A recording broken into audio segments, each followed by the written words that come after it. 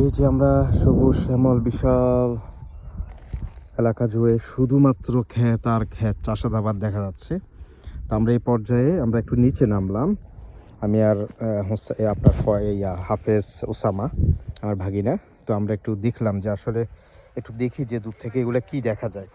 তো আমরা তো জাস্ট সারপ্রাইজ হয়ে গিয়েছি। এই যে দেখেন বিশাল বিশাল তরমুজ, বিশাল এলাকা জুড়ে শুধু তরমুজ আর তরমুজ। এগুলো হ্যাঁ হ্যাঁ হ্যাঁ মাত্র বের হচ্ছে, এই যে ছোট।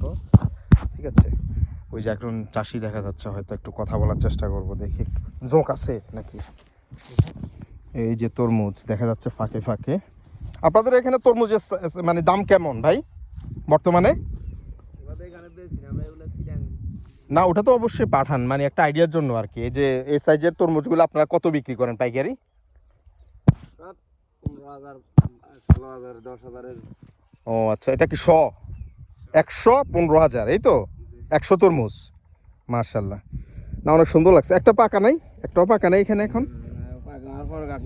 এগুলো কিরকম সময় লাগবে পাকতে? আরো 10 দিন। আরো 10 দিন সময় লাগবে? ও আচ্ছা, আপনি কি এখন এগুলা কি মানে এগুলা কি দেখাশোনা করতেছেন? নামটা বলবেন একটা, আপনার নাম কি আপনার? ও আচ্ছা, না আমরা একটু স্মৃতিবন্দি করতেছি জায়গাগুলো আর কি।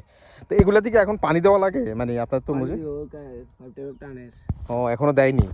আচ্ছা, পানি লাগবে এই তো। বৃষ্টি হলে মনে হয় তরমুজের জন্য এখন অনেক ভালো হইতো না ভাই? ও আচ্ছা, এই যে এটা এখনো পাকে নাই না? একটাও পাকা নাই। আচ্ছা যাই হোক, এগুলো আরো কত 10-15 দিন লাগবে না? এগুলা 10 দিন লাগবে এগুলা উঠাইতে। যাক মার্শাল্লাহ, দেখে অনেক ভালো লাগলো। আপনাকে অসংখ্য ধন্যবাদ।